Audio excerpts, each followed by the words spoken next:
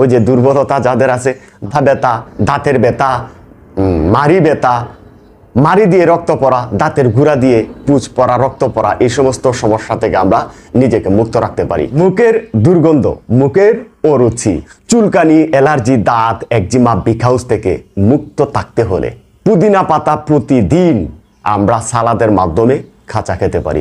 পুদিনা পাতাকে জুস বানিয়ে আমরা খেতে পারি প্রতিদিন সালাদের মাধ্যমে।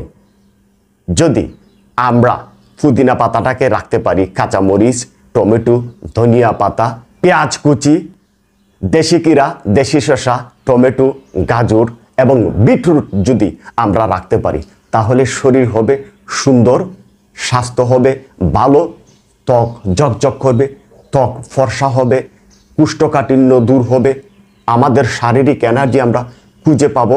ওই যে দুর্বলতা যাদের আছে, দুর্বলতা দূর করতে মারাত্মক গুরুত্বপূর্ণ ভূমিকা রাখবে।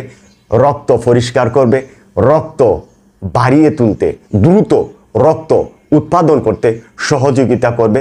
দাঁতের এবং মাড়ির ব্যথা থাকলে দূর করবে, মাথার ব্যথা থাকলে দূর করবে, মুখের অরুচি দূর করবে, মুখের দুর্গন্ধ দূর করবে, কৃমি মুক্ত জীবন করবেন। দেখেন একের মধ্যে কতগুলি আছে।